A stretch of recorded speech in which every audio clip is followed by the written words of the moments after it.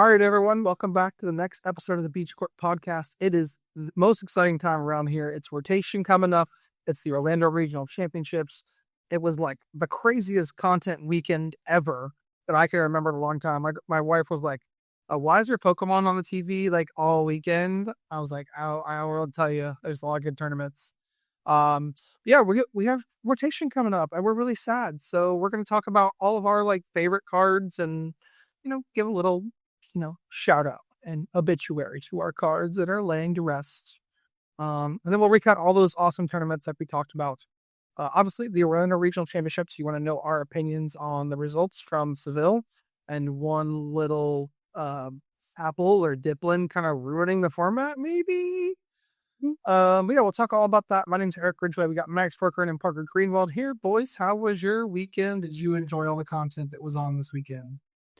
Yeah, lots to enjoy this weekend. I mean, all over. I was just tuning into the Seville special event. That was great to always tune in, get that last little taste of rotation. But I've been playing a lot online, just kind of gearing up for post rotation. Maybe you should be practicing a little more for Orlando than I am. But I knew that there were some league cups this past weekend. You're both at the one on Saturday. Yeah. So, Eric, I know you were judging. And Parker, you had a nice little run. Parker won. Why don't you tell us about that? Parker? So on paper I didn't win, but I scooped to the birthday boy Chris Shot Chris in finals. But yeah, I played Marnie's Grimithy Snarl. Good deck. Felt pretty good. I mean, funnily enough, like the two games I bricked really poorly, like my opponents also bricked. So we played Pokemon how it's supposed to be played, like attach an energy to like some random thing and like pass or itchy pollen. I know I saw you Evital locked like a Latias super early on. Yep, I had to do that one game. Yeah, you gotta do what you gotta do, So yeah, I mean, yeah. But no, didn't drop a game the whole day, which was good. It was a best of 3 cup, so I 2-0'd all of my opponents, which included my opponent flipping over a Chikorita round 1, and I was like, oh my god, I hit the only Mega Venusaur in the room. Yep. And managed to win both of those games, actually. There you go. Anyone who doesn't listen to the podcast regularly, normally it's like Parker hopping on and talking about how he got absolutely luck sacked in like all of his best of 1 game. So put him in best of 3, and it sounds like he's just chilling. So that was a lot of fun. Long cup. I mean, Parker didn't really have that long of a cup, though. I mean, he played 3 rounds, then had 2 buys, and then played 2 rounds and scooped to Chris in final. Where you just able to double ID in, right? Yeah. So I hit McKinley round 4, and I was like, "Do you want to destroy me, or do you want to just draw?" And he was like, "Just draw." He's playing Crystal. And then you got Crystal with monkeys. You got Frostlass. You got no monkeys. Just like 4 ice cream, Poke Vital, all that stuff. Yeah. And then I hit Chris, the birthday boy, who I think like I should have probably played, but the way it actually worked out, Chris did end up hitting McKinley, which was like, thank God. Yeah. Chris is playing Gardevoir, so he actually to get the Crustle, unlike a lot of other people in the room. Not like my deck, but yeah, we have 4 Gardevoirs in the room, and he avoided them all until top 8. And I was like, well, at some point you're gonna hit 1 before. Really do be like that. Yeah, all the fun at the cup. Yeah, how's the judging experience for you? Yeah, I mean, it was a good time. I mean, best of 3 cup, like you said, it's a long cup, so I got some practicing on the sides because like tournament kind of runs itself sometimes, and so there wasn't that many judge calls. The weirdest ones are always the Iono ones, and it's like I added this, and then I did this action, and I shuffled my deck, and I wasn't supposed to, and now all of your cards that are supposed to be the bottom of your deck are no longer the bottom of your deck, and it's irreversible. I can't fix it. So the big one I saw getting attention on Twitter was that Justin Newdorf, Worlds finalist, was playing at a League Cup against an opponent who really only played TCG Pocket. So like when Justin played an Iono, and Iono, for anyone who doesn't know, in Pokemon Pocket, Iono is basically each player shuffles their hand into their deck and draws that many cards. So he counted his 20 card hand, shuffled it into the deck. I'm like, oh boy, I get to draw 20. It's like, no. That's not how it works here. So I didn't see that. So Magic. But right? I don't know, in the Pokemon trading card game, not Pocket, of course, you shuffle your hand, put it at the bottom, draw however many cards for prize. So that just ended the game there. But yeah, that's a little difference of Pocket. Imagine in TCG Pocket, you only have 20 cards in your deck. Imagine playing it in Standard, being like, I'm going to shuffle, draw 20. So, yeah. That's crazy. You can do that with Brassius, I guess, but All right, well, that was a lot of fun and happiness from this weekend, but now we have to get a little somber here on the Beach Court podcast because it's a very sad time around here. I know you talked about playing some post rotation decks, and they all suck. God, they're just terrible decks right now. So soon we'll have better decks, but right now we have to pour one out for the homies, man. We gotta just pour one out for the homies. And first up is my beloved and Maddox's favorite Pokemon in the world, and that's Mew.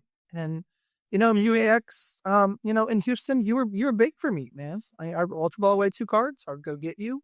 I'd put you down, and then I'd draw 3 cards, and I'd hit boss for game. Right? I mean, I'm gonna miss Mew EX so much. It's just a free retreater on the board. Just a chill Pokemon, somber. You're just floating around, just having a good time. What do you guys think about Mew EX? Are you guys sad about losing Mew? I am actually. I like pretty much everything about that card. Are you more sad now, Maddox, or previously when you lost Mew VMAX? listen, sometimes you just don't know what you have until it's gone, Sometimes I just wish I could, restart my whole existence with Mew EX. And, or try and find a way to genome hack him back into the game. But sometimes just it weren't meant to. That attack was low-key, so good. I think that when we saw that card printed, I don't think we all really kind of thought it would be as good as it ended up being. Do you agree with that statement, or were you guys kind of on board initially? I feel like I remember the freak out of every card that gets printed on Twitter. Fair. The oh my god, this card's gonna run the format type posts and stuff. But I don't know, maybe I'm misremembering. No, I mean, I feel like, again, we had a good track record, and we've kept it going, which is good. Is that support Pokemon having a useful attack, right? Think of things like a Luminion V, or you saw really back. I mean, Tapu Lele GX was a great example of here's a great support Pokemon with a great attack that is an attacker. We see it here too, where Mew, it's hey, any deck can play Mew X. It can attack with it. It's situationally useful. Yeah. I mean, and that Swiss Army knife of a Pokemon is what makes it so valuable in the decks, and why the loss of something of Mew EX feels so impactful, because it's such a solid consistency card that any deck could really realistically play. Yeah, I mean, I think when I think about it, the craziest deck that ever played Mew EX was the Peonidon, where they would just have double Mew down and play. You want to go get 2 generators, restart for 3, play a couple cards, restart for 2. That was the craziest deck to ever play Mew. I don't know. I know did the Venusaur deck play it? The Radiant Venusaur deck, it played Mew, right? But Radiant Venusaur kind of did the same thing. Yeah, it literally had 4 after your turn ended. Oh, after your turn ended, right? Okay. Anyways, pour one out for Mew. Rest in peace, Mew. We'll see you again someday. Next up, Parker, you got our next one, and this is everyone's favorite electric streamer. Mm-hmm. People, it is with deep sorrow that we announced the rotation of Iono. Iono was the last that provided everyone she met with early game consistency and mid game disruption. In laughter and in tears, she kept the format in check, gave those stage 2 decks a huge boost to their game plans while keeping the turbo beat stick decks in check. She will be survived by the much inferior judge, and if you're a clown, Harlequin, may her soul rest in peace. Yo, my tears, not really. Get the hell out of here, Iono. I don't care that you're dead. See you, bro. For the game. You're trying your sleeves right now. See ya. No worry, the one and pray. Come on, none of that exists anymore. Bro, now there's just no interaction in the game. Everything is awful. Bear stamp, and you got email. Bear stamp is awful. This is what loss does to people. Listen, we're used to be able to get along, and we lose Iono. Now everything's going bad. I'm so happy this card is gone. You already grow up. I am Listen, not. cut to 3 months from now when the format is stale. We miss Iono. I'm never gonna miss Iono, literally ever. I'm. But like I just didn't play that style of deck. Like I wasn't like, and there was never a Gardevoir enjoyer. We'll get to Gardevoir. I was never like, I never played Polt. Like I'm gonna be playing Polt a little bit because it's like just so good and broken next format. But like, I just was never a comeback style deck. Like that's not the decks I played.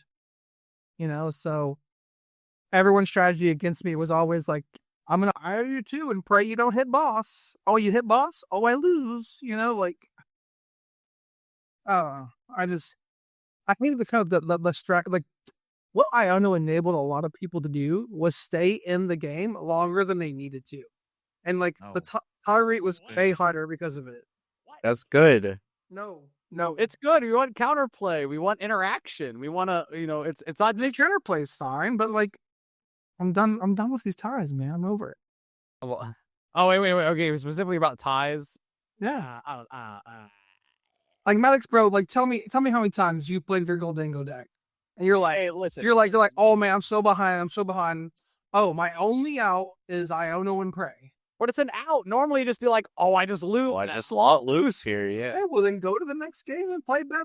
There's not always a next game, Eric. We want to try to claw back any game we can. Mm-hmm. Oh. All right. Anyways, listen, we do have another loss to announce. It's actually not one solo, but it is a family. A very tragic passing of the family of technical machines. They were all the same car. No comment. But listen, some of the technical machines, we knew of their brilliance right from the get-go. Technical machine evolution. Wow, such a standard and upstanding citizen could slap into your evolution decks and just get things rolling. Was there to help you out.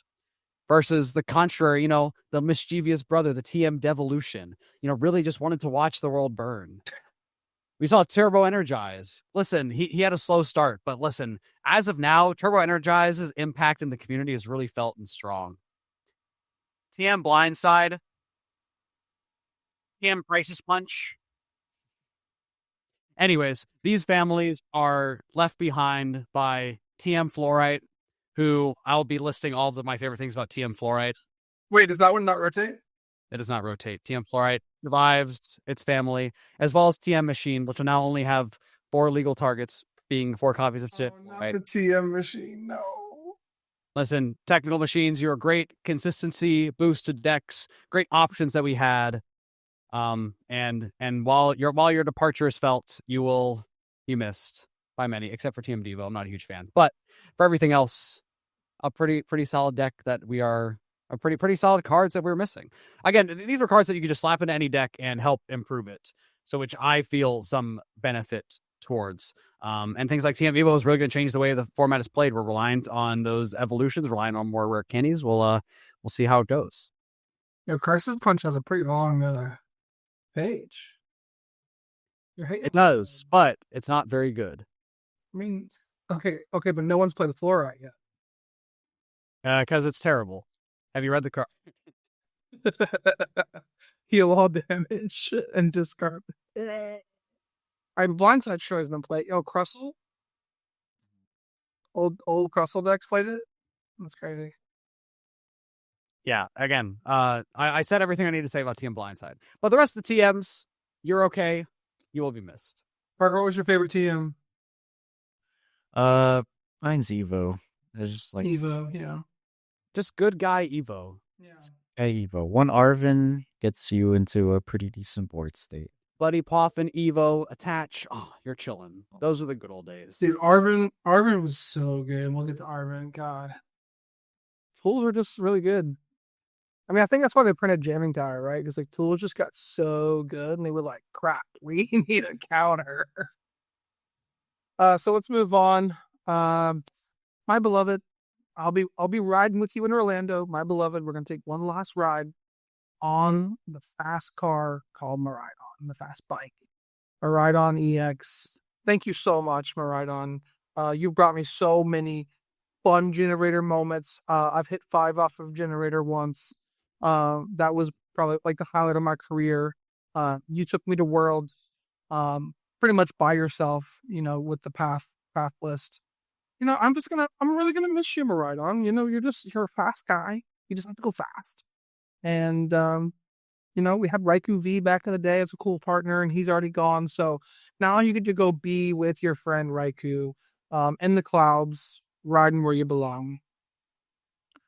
So that's Maridon. I'm very sad to miss Maridon. What do you guys think? You miss Maridon? I'm gonna really miss his electric personality. Ba-da-bum. Yeah, the way he just like brought everyone together, like his whole tandem unit pulling it up every Had us in tandem. Yep. had him in tandem. Dad joke podcast. My favorite part is when he would, walk up to the bar with all of his buddies and be like, "Hey, let me get a photon blast." Oh my god. I don't know what that's supposed to mean. All of our dad jokes, just press the like button and we'll stop doing them. One like is one less dad joke, or one more dad joke if you like them. Yeah, it just depends on what you like. We'll just do whatever you want. Yes, that's my ride on. But next up, we have a trio of smart folks that are no longer with us. Parker, walk us through these three folks. Yeah. So the professors. What can I say? Whether they were researching, whether they were in a scenario, or whether they had vitality, whatever that means. Pretty good. They really brought decks together. One was its whole engine that allowed, bolts to rage and moons to roar, and tusks to mill. I forget what the attack's called. Yeah. Is Land collapse. that what it is? Lands to collapse. Beautiful. Oh. Some brought other card games to look at our card game and be like, wow, how do you not just win the game when you discard your hand and draw 7? What? These have limitations. While Turo, with his exquisite hairstyle, he picked up your liabilities. That bear that you started, he's off the field now. He can do his job in the late game. But I think I'll miss research the most. Yeah. Yeah, research is such a good card, man. I mean, Sada was like so good for that suite of decks. And it's just kind of weird that like Raging Bolt and these other decks are just surviving it and like trying to exist without their girl, without Sada, like without their leader. It's kind of like all of us shed a tear when Oak moved on, right? When we didn't have Oak anymore in like kind of the series, or like this is just very sad. So I mean, we'll see what Raging Bolt does without it, but I mean, I think the professors were awesome. They were a great suite of cards. Listen, I just need to say, I mean, I have great memories of Professor Turo and all the scenarios. Listen, I mean, I can't tell you the amount of times that I would see him.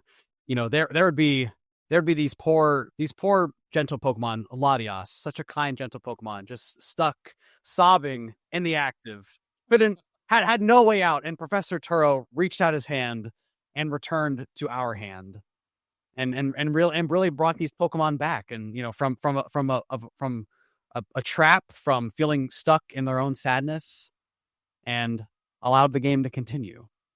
I'm always going to miss that part about Turo. Rest in peace, professors. But next up, it's a little cold in the afterlife. I'm really curious if this person is going to be very happy to be in the afterlife, Maddox. Yeah, I mean, listen, we're talking about the passing of Chen Pao EX, which honestly, he has been a shell of himself ever since the passing of some of his closest friends, such as Radiant Greninja and Babarrel. Listen, I've seen Chen Pao. He's been stuck in the Swords of Ruin, just, feeling all of the emotion of where he is. And, feeling that shivery chill as he goes about his day, just, stuck in, looking back to a time when he was so meta relevant and has since just, faded away. He still has an old shell of himself in Baxcalibur and Superior Energy Triple around, but it's not the same. It's hunting for the glory days. So while I hope that Chen Pao avoids the Blades of Hail, I hope that, he finds peace in the afterlife that Chen Pao will soon find. Rest in peace. You were Hail fun, Blade. but you've been done for a while. Hail. Yeah. Yeah, it feels like he rotated about a year ago. My favorite joke on Twitter is, man, I wish I could play Chen Pao 2 minutes rotated. But now it's actually rotating. Now it's gone. Now it's a ton. No, that joke is gone. I mean, Chen Pao was my boy. I love Chen Pao. You didn't play. You barely played Chen Pao. You just loved hitting it with your. That's what I'm saying. Like, I love when my opponent flipped there for Chen Pao active, and they were just like, chivalry chill attack pass. I'm like, sick. Born hater. Yeah. Well, speaking of the Lightning Go Fast decks, the format won't be the same without the one and only, the Iron Hands of EX. The amp you very much is, it's just everyone was so scared of you. It's like, man, this guy's just got these big hands and he's just moving quickly and taking 2 prizes. You weren't the same since we lost Double Turbo for sure, but we're still out here amping, right? I amp people in Houston. If I sit across from you in Orlando, I'm probably going to amp you as well. So just expect it. It's coming. But man, Iron Hands, it really does. I think this is one of our big losses going into the next format. It's probably a healthy loss a little bit, but these setup decks just need to be held in check a little bit, right? I mean, like, your little guys just gotta go. Like, you got too many of them. You got Pokepad now, you got Buddy Poffin now, you got all these things to find all of your cards. And I can only knock out one Pokemon, man. So we gotta speed this game up. We can't go to time. I remember when they first invented Iron Hands EX. I always hated it. I mean, listen, first off, Iron Hands has too many questionable letters that can be back to back and be said different ways. Correct. First off, that needs to be said.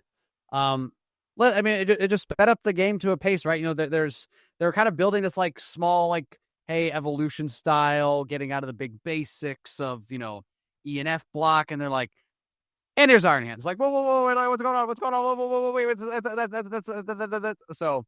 Early Noah's getting 4 energy on this guy turn 1. I mean, Iron Hand's a very format defining card of when it was good and when it was able to be played. It was that way to trade evenly into the single prizers. Maybe it was needed a little bit to help with some of the Lost Box, right? But also Lost Box itself ended up playing Iron Hands, so it's like, does it even matter? I don't know. Parker, are you happy to see Iron Hands? See that? Yeah, it's probably the card that I'm the most excited to bury. I will be celebrating his passing. Bruh. No, it's the funeral of Iron Hands. Bonafide haters. All right, next up, we've got a bird that has lost its wings. They've been clipped. I do. Here is a bird that has lost their wings. A bird with nice hair, actually. You used to be able to search for any card in the deck with Pidgeot, but now it is searching for its purpose in the afterlife. Whether you were searching boss to take knockouts, or boss to make your opponent not play the game. Is it a card that, with a broken ability, supported any playstyle? Searching your deck for cards, pretty good. It'll be deeply missed by many. I don't think I ever played it to a major, but You were close. I was close. You were close a couple times. Yeah, I was close, but still a fun card. The format will miss. Pidgeot will also be survived by Noctowl, his less cool brother. It's also survived by Boom Boom Groove. Yeah, that is right, I guess. Bro, read the room. This isn't our picture. Yeah. We don't care about your monkey. What are we booming and grooving for? I'm reading an obituary here. Parker, excuse his rudeness. There's nothing in your standard. There's nothing standard that's anything like quick search. There's that boom and groove about. Anyways, arm press, knockout. Next. But May we feel his blustery winds from the grave. Yeah. Pidgeot was such a sharer, such a kind soul. I remember whenever Pidgeot would get given a candy, he would be happy to search through his deck and find another candy and say, "Hey, Charmander, you too can have this candy. Join me in the ranks of stage 2s." Make that deck. I'm so ready for that deck. Pidgeot and Charizard. Sorry. We'll speak on Charizard later. But Pidgeot, good card. Really good card. The art was sick. The arts were phenomenal. Like the one, was it 151 where you had the 3 in a row, like nice arts? It was. It was even better than the arts, the consistency. Itchy Palm? And Pidgeot, shut up. Doesn't matter. Eric. Man, and also again bringing in more unwelcome grass Pokemon into this obituary, but we're talking about a Pokemon that is leaving with quite the embrace on the game. We do have to mourn the loss of Gardevoir EX. See ya. And listen, Gardevoir EX, it came in through this force like a miracle. Listen, when it first showed up, people saw this ability and saw the embrace that it could offer and says, wow, imagine what could be with this. And Gardevoir came to deliver. The first tournament was legal, making it all the way to finals of the first international championship was legal, winning the world championships on its final run. And listen, Gardevoir EX is really built up by those around Gardevoir. Listen, whether it was, different generations of Kirlia and Ralts, Screamtail, Drifloon, Fluttermane, Monkey Dory, Mirage. Even there's Mirage, the different generations of all these Pokemon that Gardevoir really held together, kept the psychic family strong, single-handedly building the careers of some of the strongest players we know. Every time. Listen. This card leaves its embrace on the format, and whether you wish it's going up or down and it's passing, Gardevoir was an impactful force on the game. And is to be remembered as that, and is to be remembered as the highest earning deck that we have ever seen. Yeah. So remember, you can't spend it when it's gone. So all of you Gardevoir enjoyers, ball out. Orlando's the last chance. Or don't. I'm okay with that too. Parker, as a Guardian enjoyer, what do you think about Gardevoir's passing? It is a terrible day. Through rain or shine, Gardevoir always found a way to silence his haters. It's unplayable. It's the rotation. You lose the refinement. Yeah, you lose Shiny Arcana. You lose refinement. You lose all these things. But it just kept cooking. Do you think it would be as good as it was in this format without Monkey Dory? No. Yeah, I agree with that. It would still be good, don't get me wrong, but Yeah. we would actually just lose the Dragon Ball. Yeah, for sure. Yeah, Gardevoir obviously was just so strong. I was fine with it all the way up until Monkey Dory, and when Monkey Dory got involved, I was like, all right, it's time for this girl to go. Like, it's you gotta hit the showers because you can't be enabling your own damage and putting it onto my board. Like, what the heck? Shout out Risky Ruins next floor. It's always funny, those cards that, like, at one point, right? Like, at one point, Gardevoir hitting for 190 was, like, bad. It was like, oh, you're not hitting enough to hit, like, 210, 220 on, like, the basic EXs or Vs. And then now, like, not killing things is, like, so good, right? Like, think of, like, Dragapult. Like, I almost wish Fez had 200 HP just so if I got bossed by a Pult, it would just die. Like, don't leave it stuck here, right? That's true. But I like these attacks that are, like, just, like, under killing, because then it's like, all right, hit you for 190. Oh, you didn't do anything? Cool. Monkey kill you, and I'll kill your other guy. Like, very, very powerful card, of course. Next up, we're gonna talk about the format-defining supporter card. Like, literally. Stop. We talked about Iono already. No. I just Second most format defining. No, I think this card is infinitely better than Iono in the format. Because hear me out. Just talk. We're not hearing you out. Just talk. Listen, we've got Arvin. He's just over here chilling, trying to have a picnic. He's trying to bring like an item and a tool to you, right? Gives you all your tools. And once we got Secret Box, this card went nuts. and it was already really good in just Charizard, right? Your beautiful Pidgeot, you weren't finding that candy until Arvin came around, right? Without Arvin, you were not getting that Pidgeot on the field. And this card, almost every deck wanted to play it, like more than Iona. Like Iona was like really good for sure, but there's decks that played Arvin that didn't play Iona, Goldango, right? Right? I mean, there's a lot of decks that like just want to play Arvin because it's just find the card you need, do what you need to do, and move on, right? So I mean, I think Iona was like a really strong card, and I'll tell you this: like playing some post rotation this weekend online, like it's the card I've missed the most. I haven't missed Iona nearly as much as I've missed Arvin. Like Arvin was like the consistency engine, and now all these decks are just like, oh, Lilies, hope I hit something. So, I mean, Arvin, rest in peace. You're my goat. I love you. Come back soon. Yeah. Arvin had a good run. When it first came out, it was definitely a little... people weren't as impressed with it. But given a little bit of time, given some of the Arvinzard technology, right, it really joined forces with some of these decks to become even more powerful than Arvin himself knew he could. Yeah. Maybe. I don't know. So... Speaking of becoming more powerful as time goes on, we do have to say goodbye to another one of my beloved, Goldango. Listen, once he first came onto the scene, he was beloved by all. He was this cheesy, silly guy, and he will let you draw cards. Who doesn't like drawing cards? I remember when I first saw Goldango, I thought, man, I'd love to draw some cards. And draw cards we did. Listen, Goldango had a slow start. I remember in his youth, he hung out a lot with the water crew. He hung out with like the Palkias and the Greninjas, and these guys were just like helping him do a little bit more, give him some little flexibility.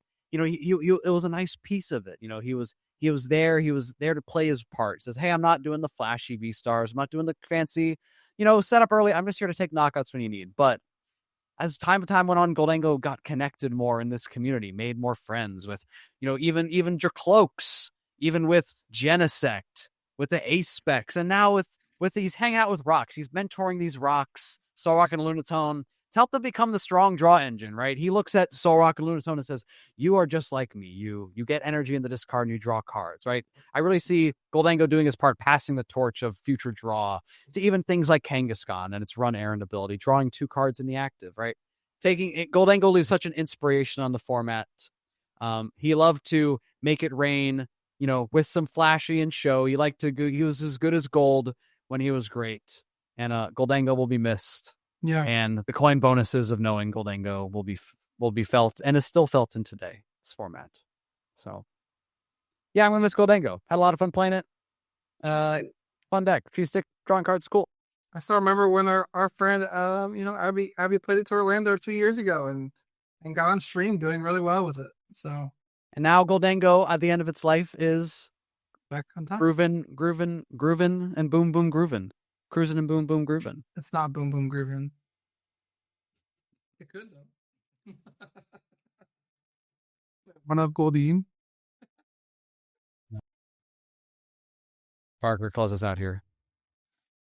The world lost a bright light today. Sir Charizard, a lizard, everyone's favorite lizard, hailing from the Charcific Valley. Whether you're a collector, a little kid, a player, Charizard's a household name. It will ring out through all the ages. Who would have known that accelerating energies from your deck and attacking would be so good? Yeah. Everyone, I guess a lot of us did, yeah. 330 HP too. 330 HP. Weak to an irrelevant type for a large part of its career. Agreed. Basically no weakness on him. Yeah.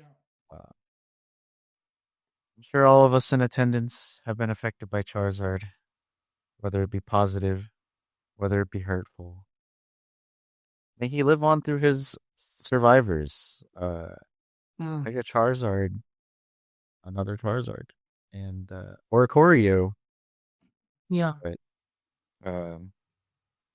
truly a dominant deck. Yeah. Sat on a throne with his Infernal Rain. Yeah. And He was missed by many. I'll never forget. how many Charizards I hit there. I'll never forget. Oh.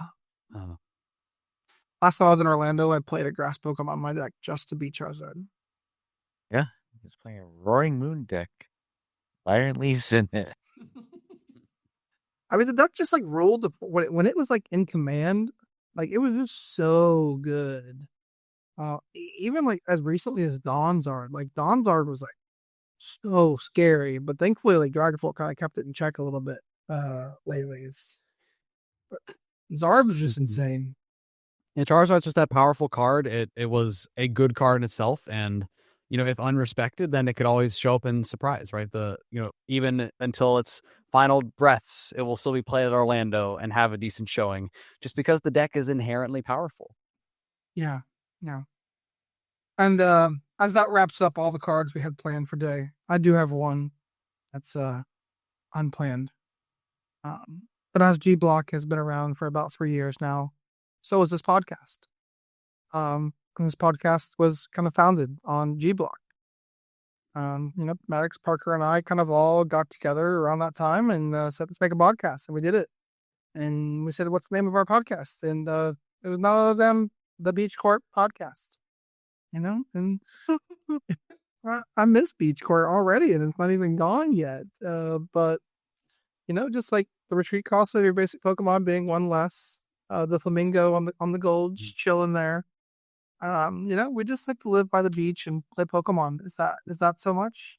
Yeah, that's really what we're all about. Just like you listeners lowering your retreat cost by one. Yep. That's right. But anyways, I'll know. Thank you everyone who brought us beach courts in Houston. We'll be doing it again in Orlando. Mm-hmm. So bring us your beach court cards that are in your bulk. We want them all. We got to collect them all. That's just kind of how it goes, right? That's the name of the game. We got over 200 beach courts. Thank you everyone who came and brought me some.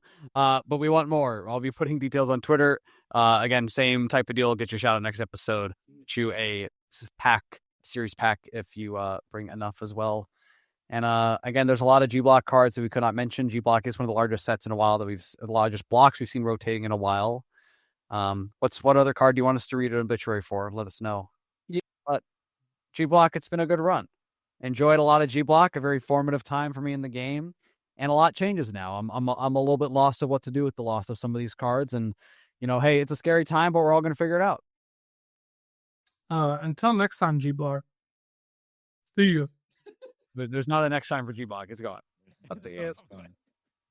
Anyways, let's move on. Thank you for sticking around for that. If that was a lot of fun, I hope you press the like button. But let's get on to more serious topics, and that is the Seville Pokemon Championships, Special Championships from in Spain this weekend, and the Cape Town Special Championships, and their impact on the Orlando Regional Championships, which is this upcoming weekend. So first up, I'm going to share my screen. We're going to talk about the results, the shocking results of the the Seville Special Championships in Spain, taken down by Gardevoir, but beating a very unconventional deck and finals, and that is the Dipplin Festival lead, piloted by none other than previous guest on the podcast, Ethan Wild. Did you guys have this on your bingo card as a good deck for this tournament? I mean, listen, the two best decks in the room are Dragapult and Gardevoir, and this deck is awful into both of those. So, we can't in good reason explain how we got here. Yet Ethan Wild, regional champion already, doing what he does, and I mean, he hit two Gardevoirs and lost to them both, and then hit zero. Oh, he hit one Gardevoir. He won one. Lost to Ted twice. Beat a Gardevoir and then hit zero Dragapults across 17 rounds. Hey, that'll do it. Kind of his reaction on Twitter was that Grimmstyle was a really good play for the tournament, so Grimmstyle just did really well. And he was able to take advantage of that. But yeah, pretty good deck list here with research, 4 lilies, 1 picnic basket tech. He likes that tech in there. If it's a room of Grim and Monkey last, then it's just a smart heads up play, right? Yeah. To play 2 copies of Kieran to be able to switch and do more damage, as well as the maximum belt ace spec. Opted to play the side deck and the Shaman, respecting some of those kind of Poltonors and things. But yeah, just a solid deck. I think, this deck is really good in the next format. Also respecting the Cornerstone, playing the Rillaboom. Yeah. Oh, you hit the Cornerstone deck, it was like, here's a Rillaboom, GG, shake my hand. Yeah. Funny. We did see him lose in the finals. It was a good game for you. It was close. It's had Ungardevoir again. A regional champion already with Gardevoir this season in Europe. Yeah. Again, if he's the only player who's going to play Gardevoir, then I expect to keep seeing him towards the top. This doesn't quite surprise me. Ted's a good player, and I mean, this is a pretty standard list to what we've seen. A do charm here. Well, sorry. I mean, we're saying standard, but like every Gardevoir list is in 4 cards of each other. So this has Diancie, which they've been playing this format. It has Screamtail. It has the Frillage they've been playing. It has 2 charm instead of like Henry Chow popularized like the 1 charm, 1 Lux Cake. And we do have the Town Store as a bit of a standout inclusion as one of the stadium counts instead of 2 Artisan, 1 Town Store. 2 copies of Professor's Research. Yeah, that's like whatever. It's like you just cut a Lilies and an Arvin for 2 Research. Yeah, but like you don't see Research almost ever in Guardian nowadays. Maybe Tenso, maybe Tenso's amelioration from Hedrick and his group saying, "Hey, like Research is good." I mean, Research is good. We've seen Research kind of like go in and out of Gardevoir. Obviously, Lilies gives us a little boost, but again, like it's still in the same like realm of consistency supporters, so it doesn't quite surprise me to see. And to Eric's point from the last segment, notice a case of Arvin's being cut and Iono staying. So just wanted to shout this. It's just because like this deck is just like, oh, I'm gonna. So just take this. Every your first time playing Pokemon. Okay, all right. Let's look at your Goldingos, buddy. We do see Legacy Goldango, Christian Fontenot in top 8. Yeah, Christian Fontenot with the 5th place list, as well as here Daniel Ferris with the Goldango Legacy Energy. Again, we saw this kind of build pop up in also one we just saw in South America. I'm just blanking on the name in Curitiba. I did win Curitiba. People didn't really like take too much stock into it, but again, a lot of top players kind of believing in it here. It's a very, very similar build to that, where instead of Arvin's, actually, we see the Lily's Determination, we see the Hilda, and even Cypher's extra consistency, and like including Pokepad is a little extra consistency instead of things like a Buddy Poffin. So neat to see. Again, Goldango been a little quieter lately, and the Legacy Energy being the highest build here, which was not on my bingo card for sure. Parker, you like Legacy or you like Box or Prime? What do you like the best? I still like lose sleep over getting destroyed by what do you remember who destroyed me? Ibui, the Prime Catcher. So I don't know. I mean, like Prime Catcher's broken, but I guess Legacy Energy's broken and Secret Box is also broken. Yeah, I mean a 1 prize a 2 prize law pony for hitting 330 late game. Hitting 240 and 330 HP. Pretty good. Yeah, super really nice. But you can't if you need to. Yeah, single pass board as well. What I saw a lot of the time was if they use law pony in a matchup, like they just put Legacy on it. That's kind of what I saw. And so on the Cross Last Monkey as well. You see a Crustle in top 4. Yeah. Oscar. Unfortunately paired into Ethan in top 4. Well, I mean, it was kind of done otherwise. It's either hitting Gardevoir or going to hit Festival Lead. Both you lose to both of them. But I mean, definitely the big weekend for Crustle. I mean, I think is this its first top 4 at all? Well, I'm gonna check on that, but you can keep going while I check on that. But again, it's a deck that's kind of been on our radar. I know at least I've been talking about it. I feel like it's solid, especially when it's unrespected. And it's kind of hitting its stride right now, if you ask me.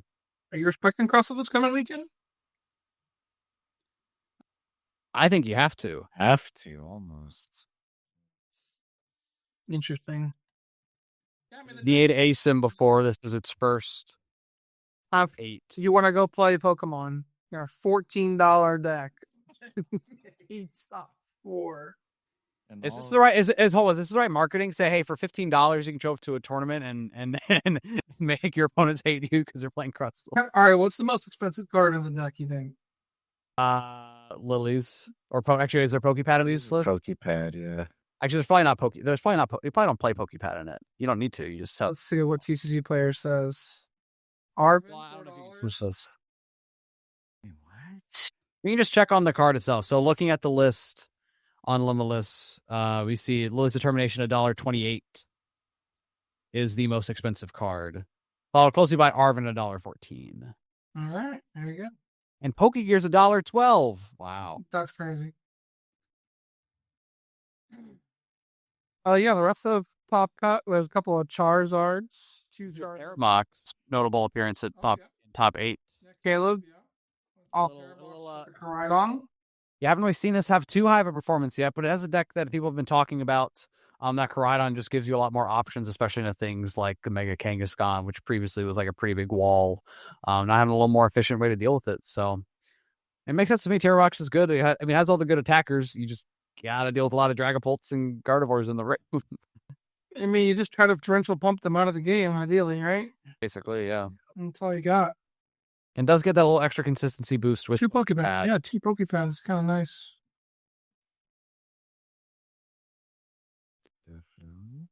Only 1 Dragapult. Wow.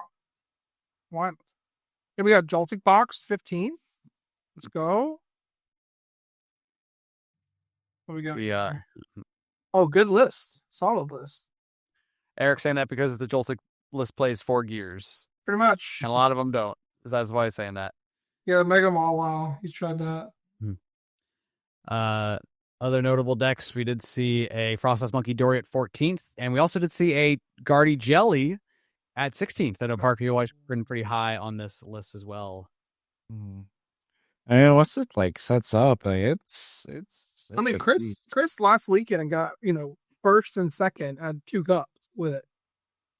Wow. I mean, I know. Second and second, right? But like, it's a solid list.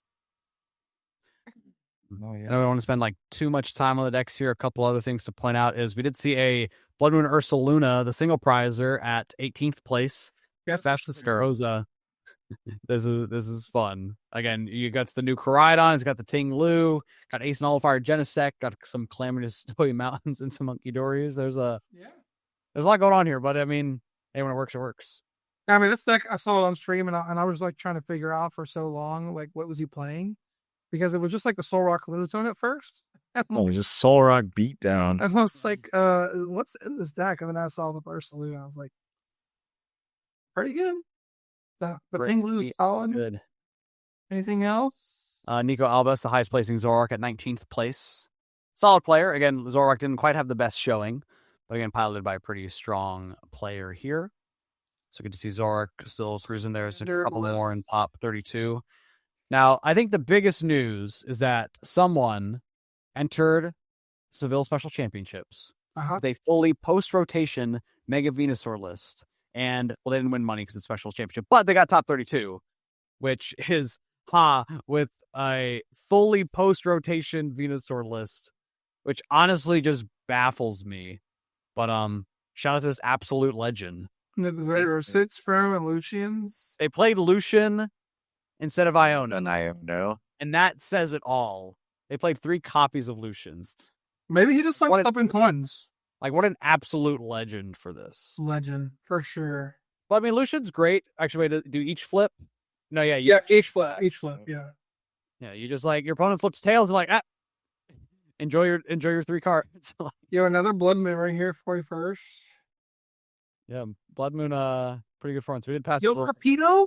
Wait a second. Torpedo at 73rd. What the heck? Cape Sharpedo? Cape Sharpedo. With the Mega Kangaskhan, 3 Mega Kangaskhan and 2 Pecharunt as your pivot. I'm about it. You Salvatore? Yo. We're never finding that turn 1. Greedy Fang. We can. He played 1 Youth. Oh, wait. Yeah, right. Yeah. I mean, I've been thinking about a post-row list with Meowth, Salvatore, like Lucario. Oh man. And I wrote doesn't Salvatore. No. Oh, Salvatore's H block. Salvatore's here to stay. There's something there. We also see a Greninja at 34th. Yeah, I saw the Greninja as well. So, because I think it's the same person that's been playing it for a while, right? Carson, I'm not sure. I think so. It is just standard Greninja Crisis Punch. Ayo. So Crisis Punch. And that's right. That's enough of Seville, though. Let's move on to what we know about the Cape Town Special Championships. Though we did see a couple of Crustles in top 8 and one Team Rocket Spite Ups. Not going to run through the list, but just kind of like something to call out. It was the 100-player tournament over in Africa this weekend, where Simone took it down with the Sir Grimothy Snarlson. And this list, let's see, we got the Badoo in there, playing the Devo, not the research list. This is the Arvin list. Kind of like taking a page out of Ricky's playbook over here with the Blood Moon. I guess that means the Blood Moon like didn't do anything all weekend. Same. Yeah. Only the 3-2 Frostlass is a little surprising. Yeah. But also has the copy of Bravery Charm. So leaning, I mean, again, like the Badoo and the Bravery Charm gives you a little bit of this like Frostlass Monkey Dory mode, which again is a pretty strong deck right now. So that's kind of cool to see.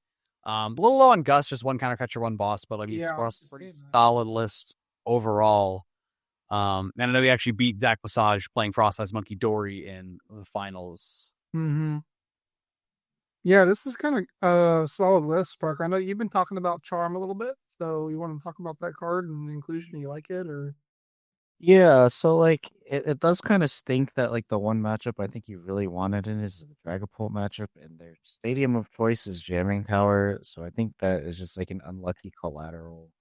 But like you were saying, like Badoo Monkey Dory is just like in a good spot right now. And that gives you that like option basically to not just, die to a single Adrenabrain. Yeah, It's definitely good, especially if you can set up like a couple monkeys. Like, it was a pretty tough Badoo. very tough to do. Yeah, I do want to call out something I just saw here. Look at round one. Hey, beat the grass, Yon. Leafeon Masquerama round one, and then the Apples round 5, Okay. and then lost to Mega Sharpedo Shark round Boy. 6. I mean, that probably is actually a bad matchup. Yeah, and then also beat a Spinops in phase 2 And then that's in cut. and cut. That's Yeah, top 4. yeah, that's crazy. They beat Spinops in top 4. Yeah. Do Monkey Dory. Yeah, All those guys only have 50 health. that's solid. Yeah, let's see another couple shout outs. Gabe Smart was at the event, got 10th place in ASIM with the Zoroark. Also, again, there was a couple Crustals, one in top 4, and then shout out to friend of the pod, Kevin Kruger. They got top 8 with Crustal as well. So shout out to them for their great run.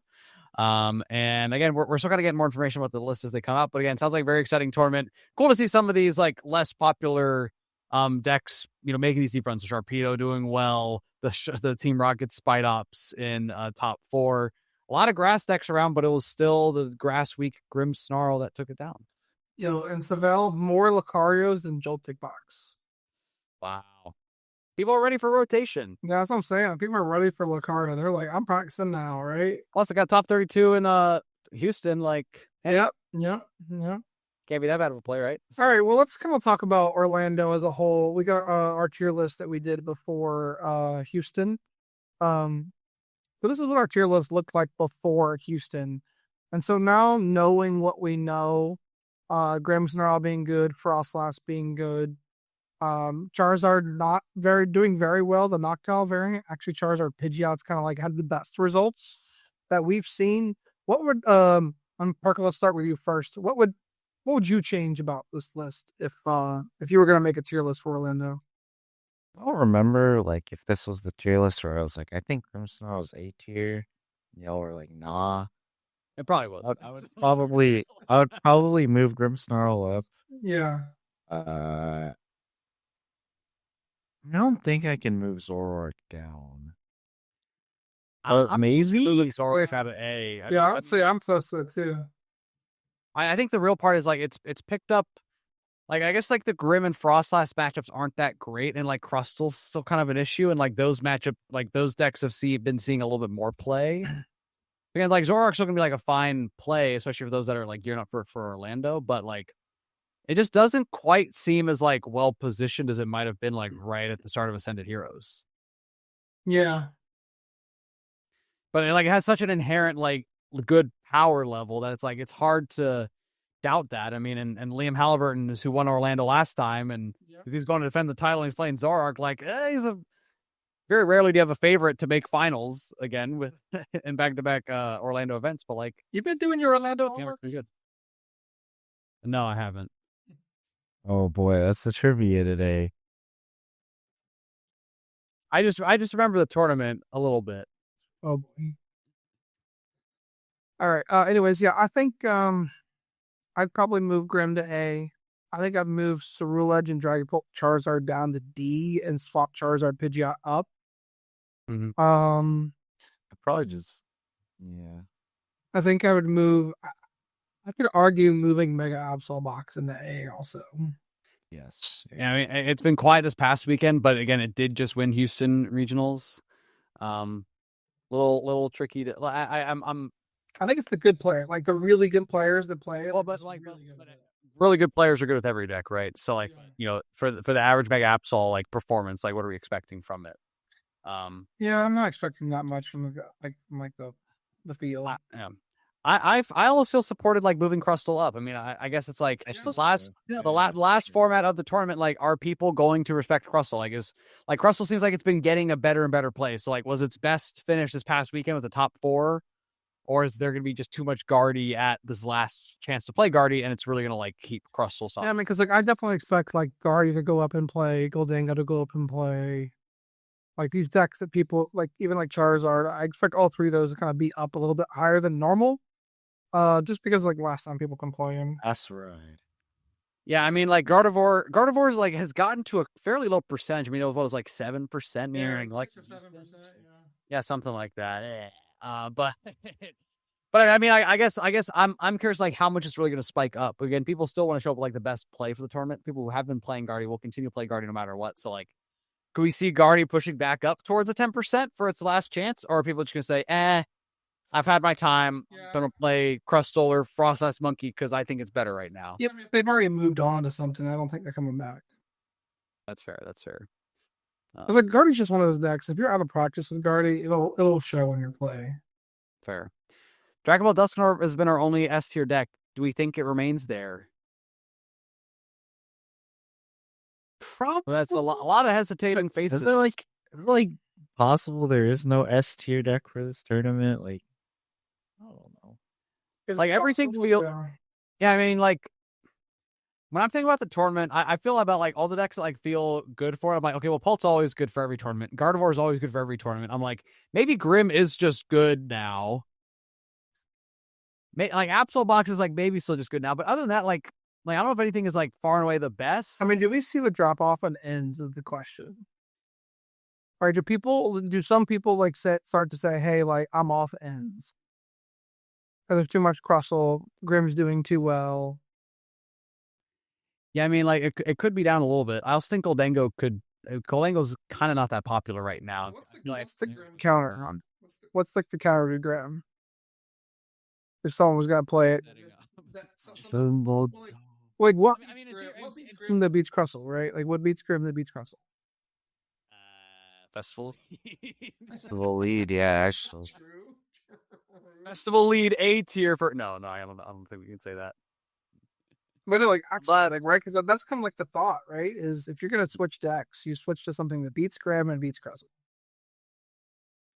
No, I don't think Crustle's gonna be like a huge threat. I mean, it'll be like a 2% deck. And right, Crustle remains one of these decks that like remains unpopular, right? So people it will be underplayed despite how good it is. Yeah. And for that reason, it's kind of still a fine deck to disrespect in a sense. It's better to just have a deck that naturally is good into it, like Gardevoir or Dragapult, which is also good as everything else. Oh my goodness. I don't know. Crustle 10%. I don't know, because I kind of feel like, me, Max. At first, I was like, okay, Inzork's going to be 10%. I was on that hill. Now, I think it could be, between 8 and 7%. So, I can see it falling off a little bit. I still think it falls off like slightly. Yeah. And also, I don't think we ever had like, even though we saw like Liam with like a good finish, like I don't know if anyone like, I guess sometimes you have a list that does well and people treat like, oh, this is like the way, like the way Henry Chow does this. Oh, this is the way to play it. So like, maybe people are still looking, but I feel like some people might have like looked at like the Liam Halliburton like controlled the Eldon and been like, wait, there's a little too much fun. Like, are people like, oh, I'm excited to pick this up and play it, or are they like, you still kind of crack the perfect 60?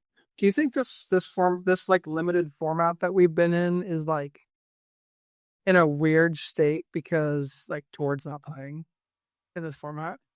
Like actually, he'll be at Orlando. Okay, he will. All right. Yeah, so we'll but see. like if he was like at like Houston, right? Then everyone plays that list to Seville. And then everyone plays that list to Houston, right? Like kind of like to your point, right? Yeah, I mean, like, did we not see enough like success of like the top players playing their decks to like really drive things? I did see Henry Chow in top 4 with Guardy, so like, Yeah. but maybe people are fine with that. I don't know. Yeah, but people don't play Guardy. You don't play Guardy. You don't switch to Guardy, right? Like, Yeah, fair. you can switch to ends, but it's probably not, suggested as much.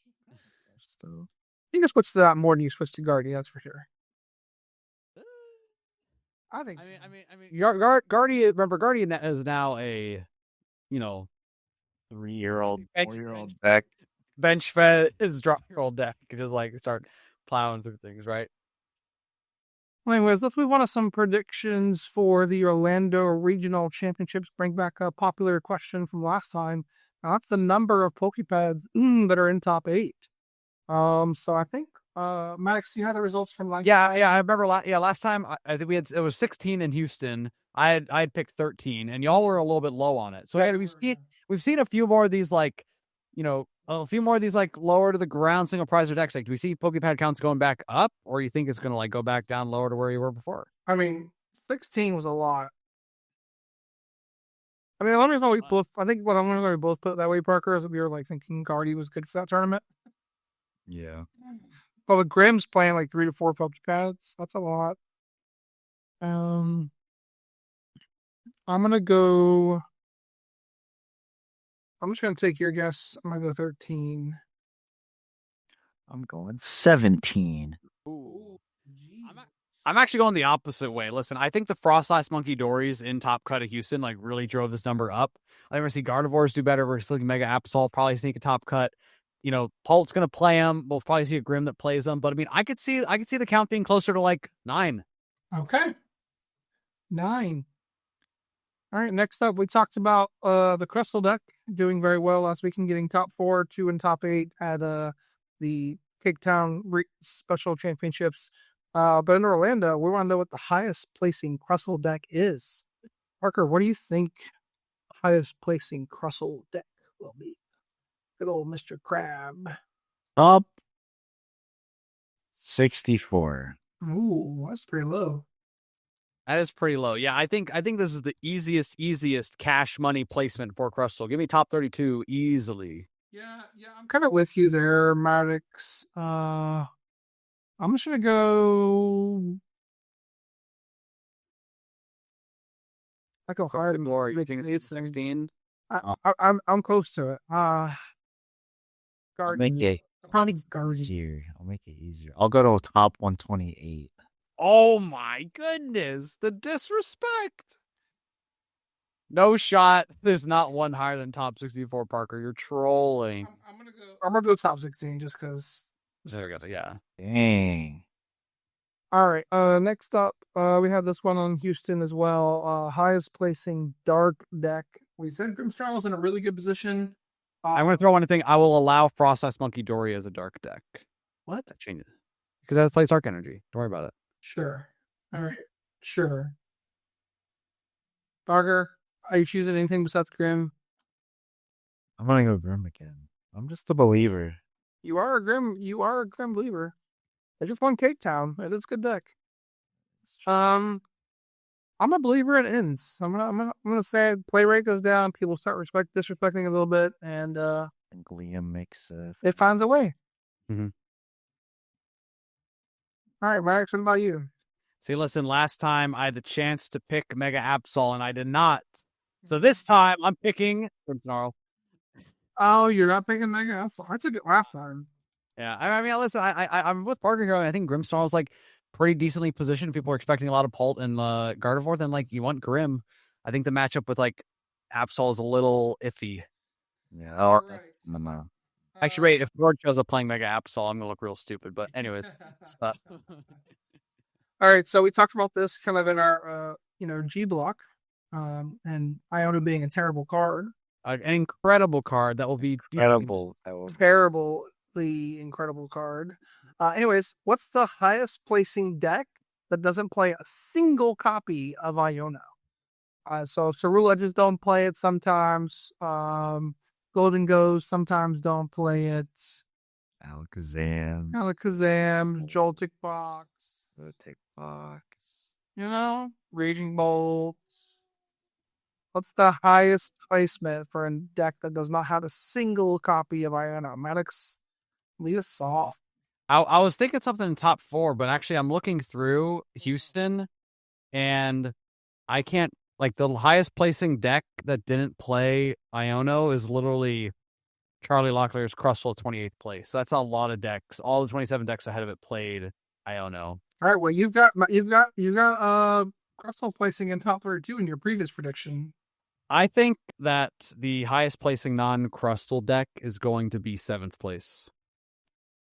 Dang, 7 exactly. So you're saying top 8 for a non-Iono deck? Yep.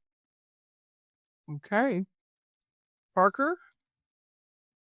We'll say top 16. I'm taking this slam dunk top 32. This is easy money. I was gonna say that, but I was like, nah, there'll be one. Maybe one that sneaks through. All right, next up, the Shivery Chill. Why do we pick this category again? Because it's G block and One last ride. It's kind of a meme at this point. So, will anyone show up playing Chen Pao, and where will they finish? Okay, so You can bail out of the question if you want to say no one's going to play it. Do you want some data? Okay. no, there will definitely see somebody. What's the data? Okay, here's some data. So last appearance of Chen Pao Baxcalibur in a day 2 finish was 48th place at Sydney. Also, we saw 106th place at San Antonio. And I'll keep in mind, this is all without Ascended Heroes legal. But Chen Pao's last ride. All right, What do so you think? there's If it was all a young. podcast and you're like on the fence of playing Chen Pao, I want you to sleeve it up and I want you to full send it through that wall. Win the tournament. Yes. Prove all the haters wrong. Highest placing Chen Pao. Let's do another specific placement for this one, just for the fun of it. Yeah. 362nd. Oh, you're a believer. Holy moly. Surely it won't finish 5 places later. Anyways, Maddox. Chen Pao. Okay, is it making phase 2? Is making phase 2? Is making phase 2? Yeah. Somebody will play. But it doesn't do anything right now. I hate to say it. Okay, it's going 5-3, which means it's going to be 592nd place. Yeah, I'm gonna give it like 1667 because if someone plays it, they're gonna be like way down there. The disrespect. No, I'm a believer. If Festival League could get second, us. I would honestly go as far as saying no one's gonna play it in tournament. No. Imagine just no one plays Chen Pao at the last. That'd be so sad. Was there any in Houston? Okay, highest placing one in Houston was 2003rd place. Yeah, exactly. They went 2 and 6. Nah, I'm a believer. We dropped. I'm a full believer. Oh man, we might have believed too hard, Parker, but we'll see. Last prediction before I move on to our trivia segment. This one was a close one in Houston. We're talking about Zard and Joltik, 2 very polar opposite decks. But in Houston, Zard only had 2 more appearances than Joltik did in phase 2. So, in phase 2 of Orlando, which deck, this is the A or B, which deck will have more appearances in phase 2? Charizard. I'm going Joltik. Listen, even though it's Zard's last ride, Joltik's an easy to pick up and play deck for these bigger tournaments. We're gonna see a lot of people with Joltik, and I think it's decent when it gets rolling. So if we can just high roll its way through a couple rounds, we'll see a good number in phase 2, and it might even outweigh the Zards. Yeah, I'm taking Joltik too, just because there's so much stuff that Charizard just gets crapped on by today. So I'm taking Joltik. I'll find a way. They will find I Rare Candy Zard, Rare Candy Pidgeot is a good combo. It works. But next up is our trivia segment. Before we get to that, gonna give a quick shout out to FCBC, some of the best sleeves in the game. They're working on some new things and got some restock coming very soon. So stay tuned. Some exciting things starting from FCBC here very soon. Mm-hmm. Also, just as a reminder, again, I'm putting out on Twitter, we are collecting your beach courts for the Orlando Regional Championships. Check out my Twitter, x.com/MaddoxTCG. Post some details there. Would love to meet you all. Would love to collect some beach courts before they rotate. And yeah, looking forward to seeing you all in Orlando. Yeah, all right. Well, next up is the trivia question. I actually prepared 2 trivia questions for you guys this week. Oh. And I was going to give you the choice of which one you want. But after your excellent knowledge earlier, Max, you just dropped. I don't know if I give you a choice anymore. Anyways, the questions were something about Orlando Regionals 2 years ago, or something about Perfect Order online meta. Which would you guys prefer to go? Well, just ask us both. You're going to leave the people confused now. All right. Yeah. First one up then. The last Orlando Regionals was 2 years ago, and we're happy to have it back this year. I'm very excited to be back in the home state. What I'd like to know is what were the 6 most popular decks in Phase 2? And they don't have to be in order. They don't have to be in order. All right, so Parker, right? So this is right after EUIC that Tord won because Liam won the same. So like Zard's definitely up there. It was just kind of like the best deck in the room. Lugia was pretty popular at the time. Chen Pao was pretty popular at the time. Tina did not. No, Tina did exist still. Yeah, Tina was still pretty prevalent then. Lost Box. I remember like I played it like. I mean, I remember like Tord played like Jirachi. So there's like some talk about like Lost Box. Yeah, Lost Box had to be popular enough. Yeah, other F block, G block. Gardevoir was surely there. Yeah, my buddy Josh Frank got top 4 with Guardy, so that was probably there. Palkia was doing something, maybe. Probably. Maybe not. Probably not. This wasn't Andrew Hendricks Dialga just yet. Didn't know the technology. Okay, so we got Chen Pao, we got Tina, we got Charizard, we got Lugia. Lost. This was a tournament Abby made day 2 at, right? Yes, yeah. I don't think Old Angle was enough of. No. It definitely wasn't. Can you run me through what you have so far? Sorry. Zard, Lugia, Tina, Guardy. Actually, Guardy could not have. There's a chance Guardy didn't make the graphic just because this was right after. Actually, no, refinement was still legal, right? We lost refinement. We lost. But I remember it was a little low in play at first, but it was still fine. Oh, what's that last deck, man? Oh, we said Chen Pao. And Chen Pao was definitely there for sure. Chen Pao? I mean, yeah, people were playing it beat Zard at the time. Was Mew VMAX? No, Mew VMAX had rotated. So it was Zard, Chen Pao, Tina, Guardy,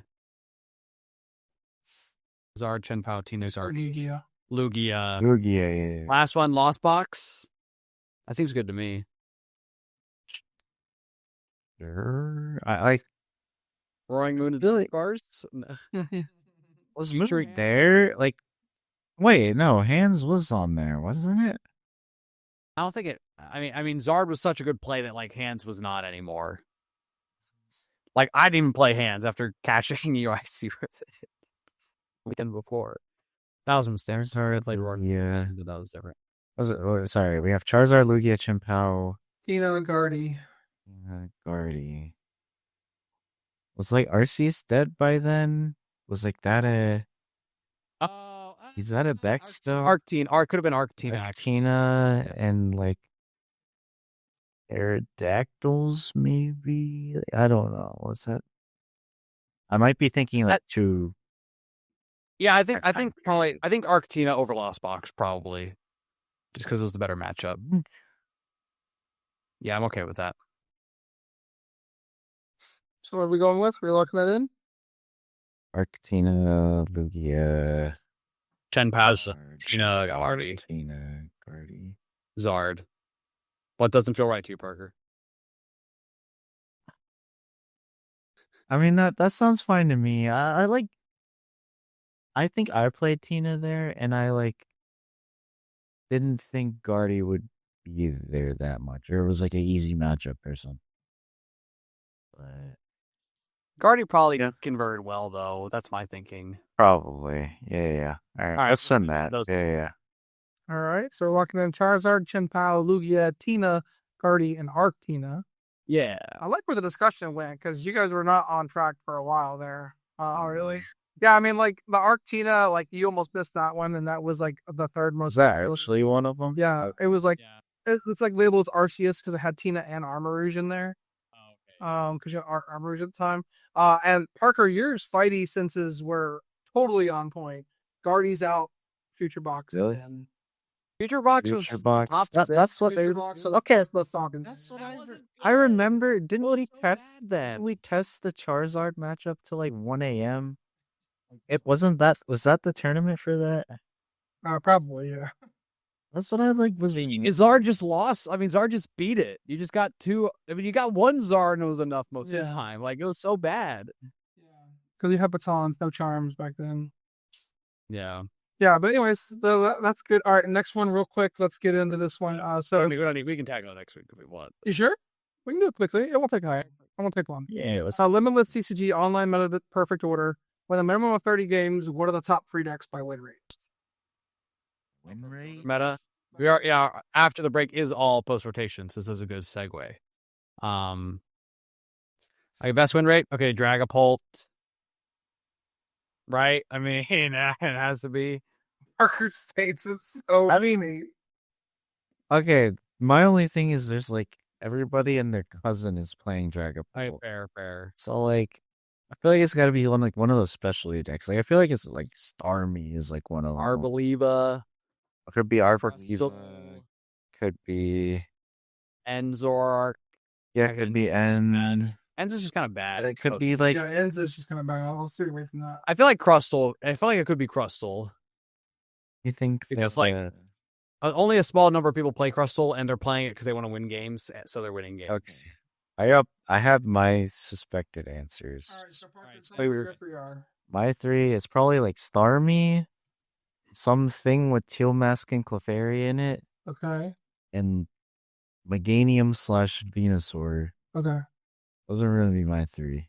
Marix, what are yours? I'm taking Arboliva, which is like a Venusaur, Meganium, or whatever it is. I'm also taking Dragapult anyways, and I'm going to take Crustle. Okay. Both of you got 1 right. Was it the same one? Yeah, it was the same one, which is the Meganium deck, right? That one won Doom, which we'll talk about just here in a minute. And then Rocket's Honchkrow, 46 games, 56.19% win rate. And then third, the Champions League winning deck, Alakazam, 51.94%. Dragapult down all the way to 50.05, but a lot more games, 218 games compared to everyone else having 60 to 50. Fair. So, but it's positive win rates. Yeah, it's 50.05. I mean, well, then we get to ties. It's pretty good. Yeah. All right, so that's going to lead us right into our discussion about the perfect order tournaments that happened this weekend. We're going to run through them pretty quickly. First up was the Turkey Gym tournament this weekend happening at Full Grip Games. Yep, thank you. So our top 8 for the Full Grip tournament. This was a best of 3 in-person event. And top 8, number 1 seed, Meganium Arboliva. We just talked about that deck having a really good win rate. At 60, by the way, it was 62.2% on live with that deck right now. And then we'll talk about the deck that won, and we'll understand why. So then Dragapult was second. Cynthia's Garchomp on third. Didn't talk about that deck yet. Dragapult Blaziken, which ended up winning the whole event. And then 3 other regular Dragapults and a Marnie's Grimmsnarl. So, I mean, look at the top 8 here. I mean, you got Dragapult. So that's what the next format kind of looks like, guys. So yeah, we're just living in it.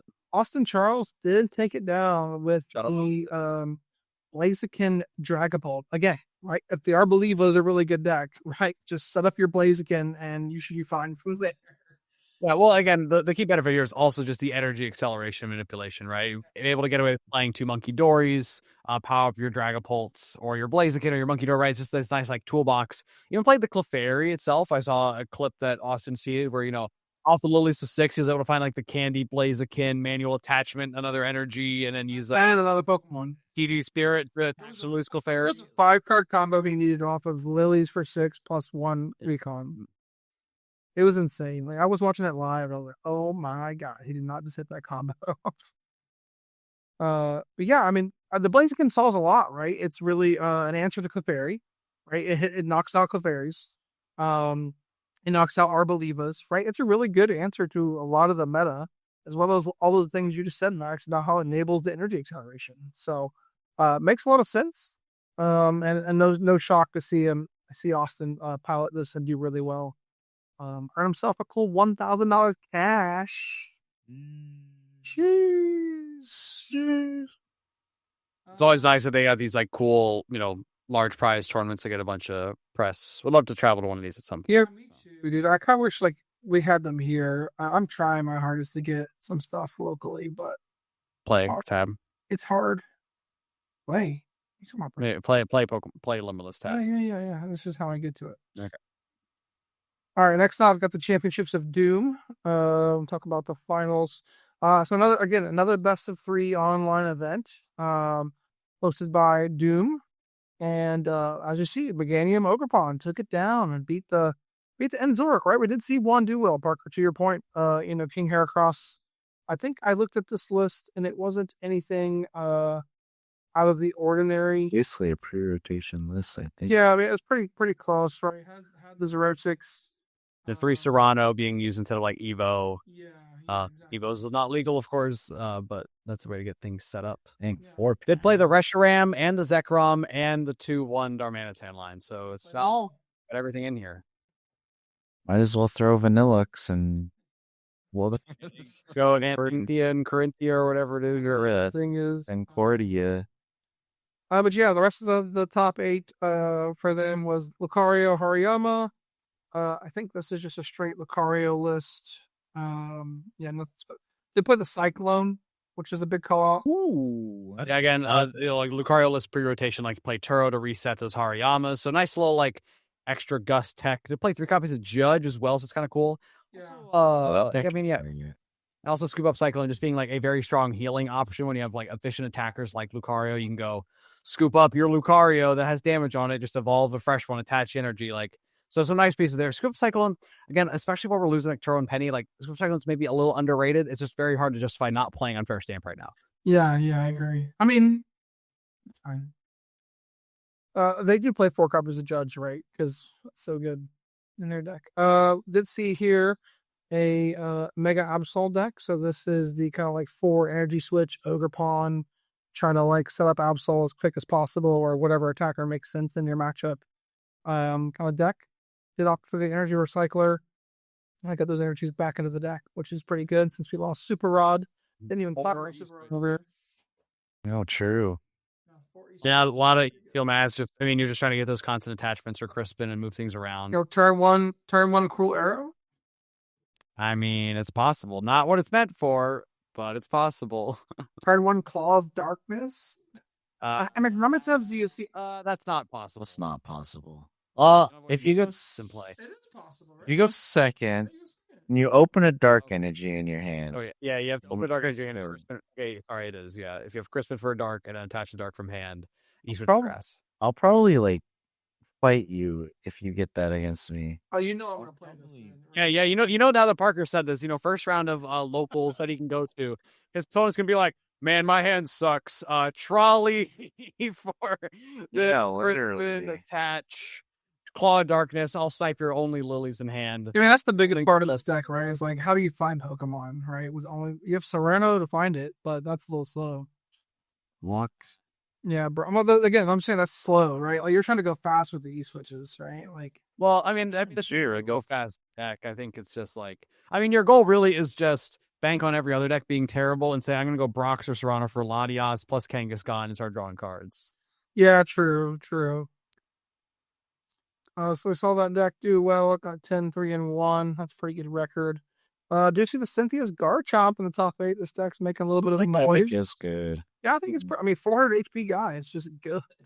I think the grass weakness is pretty rough right now. That's my only thing about Cynthia's. It's just like grass is pretty rough weakness to have right now. Yeah, the power weight, I mean, does give you some play. Like, it's a little hard for some decks like Ogerpon to hit 400. Yeah. Especially in a combos well with Draconic Buster, I think is the name of the attack. Yeah. When it discards the energy, so you can be in a spot where you're taking a knockout on a Teal Mask, and then you have no energy on you. So now they need to have a Meganium in play or have extra energy. I think you need 4.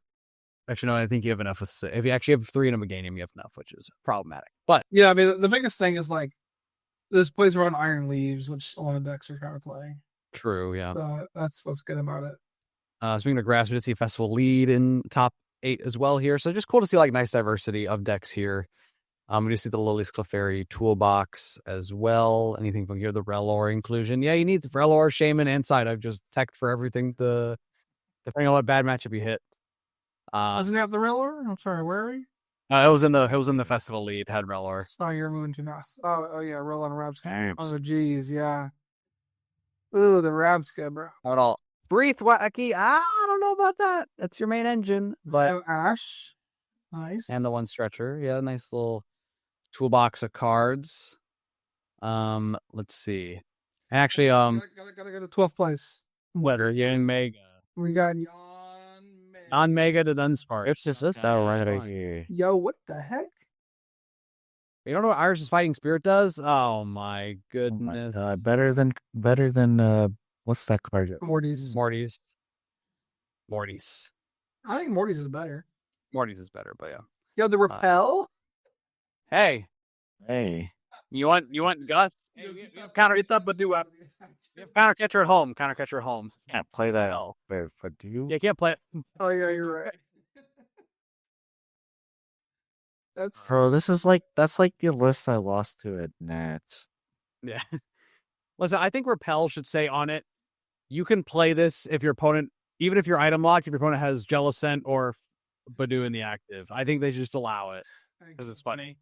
You're like, oh, Jellicent. It's like, oh, you can't. A lot of the decks still not resolved. I know, like a lot of these others is like the Starmie deck, because the Starmie deck doesn't have its own category yet. Dragapult win rate 55%, Lucario 48, Drag Dusk 40. So it was like straight Pult better. It's like, jeez. Yeah. Dragapult Dusknoir, you do have the unique ability of being able to lose quicker with your Dusknoirs. So why it's a lower play rate. Well, that's a lower win rate. Steven's Metagross. Oh yeah, let's take a look at that deck, because that deck's actually been kind of like them doing it pretty well. Yeah.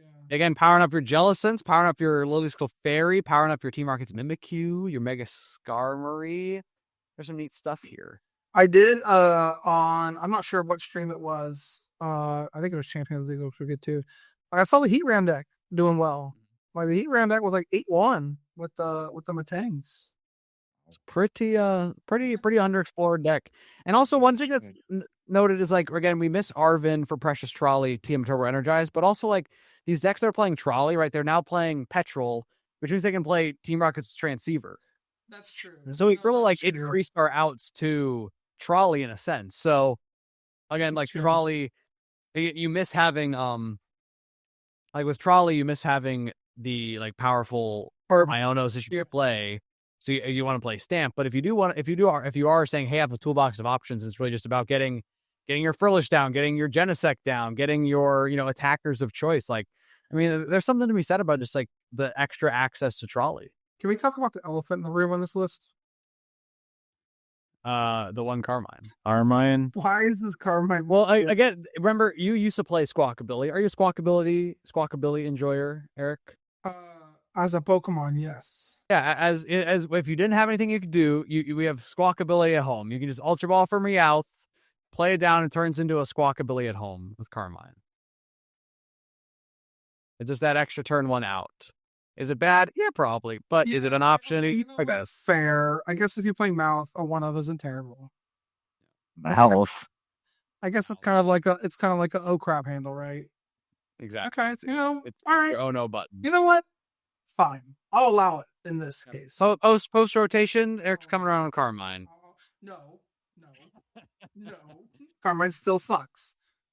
But in this situation, I understand it. Yeah. Real quick, Tournament of Doom. We just got a shout out. I did have a chance to cast a couple of rounds here, so that was fun to be able to do that. I always enjoy working with Doom and the folks. I casted rounds 3 and 4. So we're busy at the cup. Yeah, y'all busy at the cup. You're doing your thing. I'll send it to you. So I wasn't busy. got to do a couple of games, but had a good time. Got to jump in with the booth, and I'm trying to do more of the casting stuff. It's tricky to cast Doom since they're normal Friday night tournaments run just so late Eastern time, but this on the weekend. I'm glad I was able to hop in for a little bit. Oof. Saw Slow King 6-4. Slow King. All right. The no engine. It's the one. Actually, no, you got one Kangaskhan. All right, I see the vision. We got Kangaskhan. It's fine. Yeah. All right. Next up, let's talk about the Perfect Order GLC tournament. Just real quick. I think I closed that. There we go. We did see all psychic finals. And then top 4, you have grass and fighting. Fighting, I want to call out one of the weird interactions that a lot of folks don't know. And this list actually didn't play it. But if you play the new Tyrant and Dinosaur, you can play both separate fossils. And you can rare candy from the one fossil that Tyrant doesn't evolve from to evolve into the Sage 2, which is kind of a unique interaction that I didn't know happened. What are the fossils? So it's like jaw fossil and like unidentified fossil or something, or what's not so the water one. Well, it's not water, but whatever it is. The fighting one. Yeah, there's 2 fossils that came out in the set. One of them evolves into Tyrant, one doesn't, and so you can play both, and you can rare candy from one of them. I think you're referring to a different card because there's like the sail fossil that evolves, but there's some extra fossils, so that's cool. There's like either way, some older from like Furious Fists. Fighting got the Baracle, so they got some even more support for fighting. Yeah, more support for fighting. The grass wasn't the grass like a neat like mill grass strategy. I remember seeing. They called it mill, but it actually wasn't mill. They do. So I was like, it's a lock. It was like a lot. And I'm like, I do have the Torterra to just like slam like. Oh wait, yeah, might as well, yeah. So we got Venomoth, Armlock, got Torterra attack. So it really wasn't like a mill, but yeah, the Vile Plume and stuff is really good. Cool. 2 grass energy, and then in top and finals, I think it was pretty much a mirror. I think is what I saw. It's all the same stuff. New telepath fighting psychic energy. The new psychic energy is broken. I mean, but D-Valley Bam coming in soon, maybe. That's been talked about. Mm-hmm. Yeah, again, I mean, like, I don't spend. They got a tropical beach in here. Jesus. I mean, it's a good play. I mean, it's just hard to like. You can play the promos. You can play all the promos. You can play okay, true. Okay, fair enough. Oh, that is true. Yeah, you can play them. Yeah. Again, I don't follow like things too closely with like the GLC like men and stuff, but it's just nice to be able to play like a little different. I saw a lot of players have a lot of players have like sign cards. You can play like sign cards and things too. That's fun, yeah. So that was cool. You're just allowing some of the different rules to be broken that would affect the normal tournament. Gives you some extra flexibility. Very cool to see. We have the Wondrous patch, the new energy. Good stuff, man. They just capture energy, but it's the psychic energy. Yeah, it's pretty good. It's pretty good. All right. And then last but not least, a different format that we're not playing in yet. I think this is like close to our NEIC format. Is it the exact? I can't remember. We don't know for sure, but it's going to be pretty close. This is like the Ninja Spinner format. So the main notable cards in this Champions League that we saw, just of a couple of them, is the new Greninja EX, Vanguard Greninja EX, which is basically a callback to like that Greninja break that we've seen before. But also very importantly, we do see some stronger disruption in the, it's not called red card, but it's, has some descriptor to it. We don't have the official English translation, but effectively it's when your opponent has 3 prizes or less. You can play this item card and it shuffles your opponent's deck at the bottom of your hand and they draw 3. So basically the new disruption tool available to us besides Unfair Stamp. So it's been called that we got to see something other than Unfair Stamp in a lot of these decks. And in a disruptionless world, we see Alakazam winning the champions. Alakazam with Eerie is insane. I draw all my cards this turn. I can do a knockout. I guess Eerie. I mean, Oh, I hit your stamp and I was Staff a red card, knockout. It's kind of insane, actually. good. Yeah, pretty good. There's all Grimsnarl lose in the finals to the Alakazam. What else do we have here? The 4 petrol to just find. No issue, Larry still. I mean, hey, Larry's unironically. Let him cook. Well, it's like you have the Larrys early, and you're like, all right, well, I'm going to get my monkey energy, plus I have petrol for next turn to stamp you after you knock out my Badoo. Like, I mean, I've seen worse combos. Parker, you playing Larry's Orlando? no, but But if you did, post rotation, I'll consider it. Top 4, see the Crustle with the Galarian Moltres? zoom in on the. Wait, this card rotates. No, the Pheasantipede. It is Pheasantipede, you're right. This is the Pheasantipede in the same. It's in the same family as like Monkey Dory no Midogi. When it has a dark energy attached to it, flip a coin, and then damaged by attacks, flip a coin of heads to prevent that damage. So There's another hit Pokemon. Oh, it's not even guts. It's like it just prevents the damage. Prevents the damage. Yeah. Oh, right. And it's Rookie. bro. The They lose Luxcape, right? Was this Luxcape? yeah, Luxcape does rotate. Oh my goodness. Yeah, Crustle, just 3/3 Crustle. This is a healing Crustle. We've seen like in the West, there's a very popular like no healing, just a straight up Crustle. But this does have the Shaman and the Psyduck and the Estric Resin. 20 extra HP. So a little buff for Crustle, just a little extra HP for your Crushes or your Shaman. It does stack, yes. So you have, in theory, if you play 4 with the Grass Energy, now you have, instead of 150 HP, you have 100 or 280 and 230 energy. I can't math. Plus Luxcape. Team out these U2s, Spidos, very cool to see. Solid list, just kind of standard. Bug catching, is that normal? I've seen a little. Yeah. I've seen some of these lists start to mix in bug catching set. This one opts to actually play no Pokepad, plays 3 bug catching set is like their way to find the extra grass energy and the fight ops and stuff. Is the Alakazam playing any way to deal with that Articuno? Of course, you can attack with Pheasantipede, And you can attack with the Dunsparce. and that's it. I mean, it's not terrible. Like, it's all things considered. I guess they did not hit in finals, or maybe the Mewtwo player prized both of their Articunos. Who knows? Because it is best of one up there. Top 8, I like this list a lot. Okidogi Barbaracle. Yeah, so Okidogi Barbaracle with the 3/2 Soul Rock and playing one of the copies of Blood Moon so that you can hit for 70 and then hit for a lot with the Blood Moon. Playing 2 copies of Red Card, that's crazy. Oof, we're cooking. I've been playing this deck a little bit in this format, not this exact list, obviously, but the new fighting supporter goes so hard in this deck. Like Tarragon, it's like Tulip, but recover up to fighting energy or fighting Pokemon in your hand. Especially in a deck like this, right? Getting you your Blood Moon plus the energies back, or getting you Soul Rock Lunatone energy, or getting you the whole Barbaracle line, like even get you back Cornerstone, like pretty nice.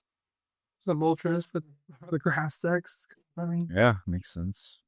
And you're playing the Prisms anyways for Okidogi, like might as well. And then we see on the top page, Dragon Ball Blaziken with a Chi-Yu. Not the Chi-Yu are used to. What the heck? Yeah. What's the fire of MRD? Standard Geomatics.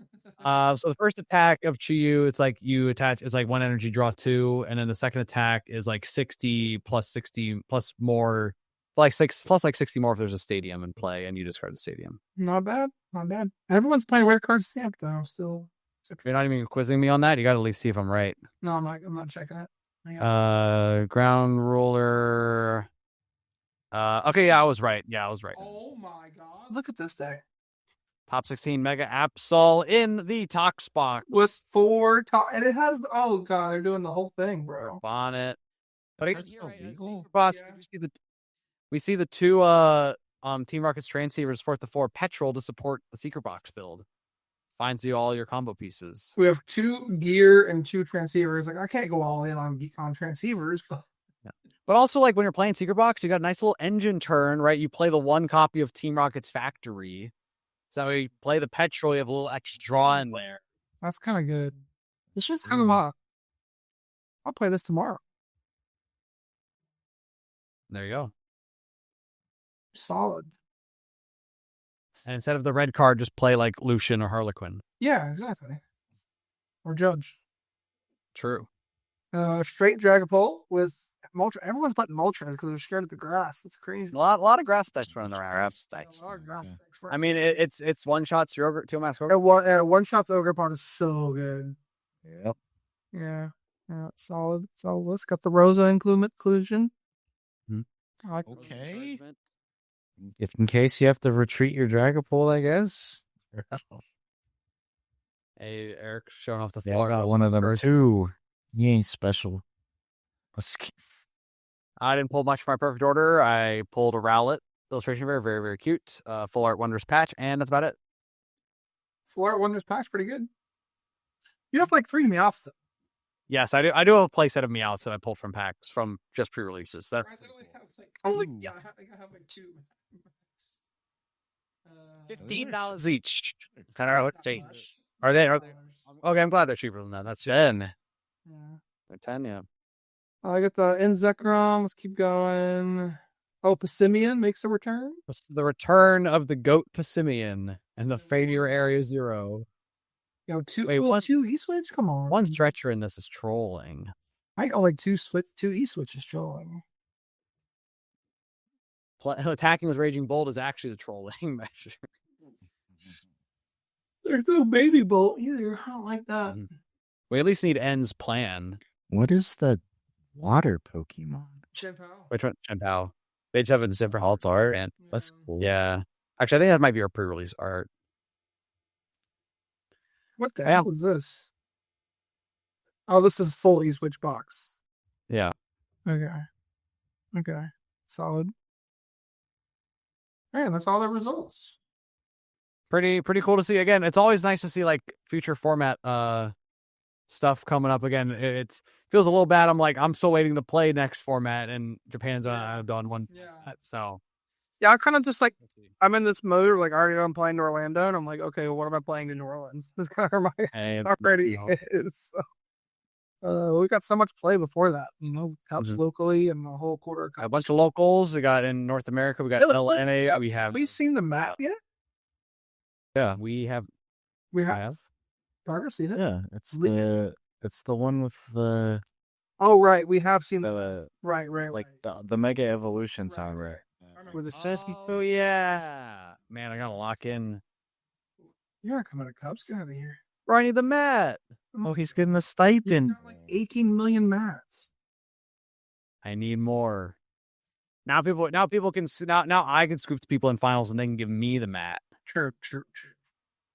And I got to the rack of my other mats that I don't need. Well, that's been a good episode. Good luck to everybody competing in Orlando.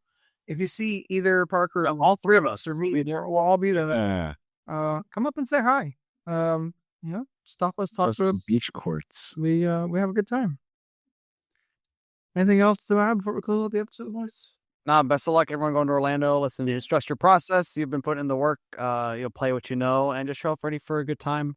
And yeah, I hope to see you there.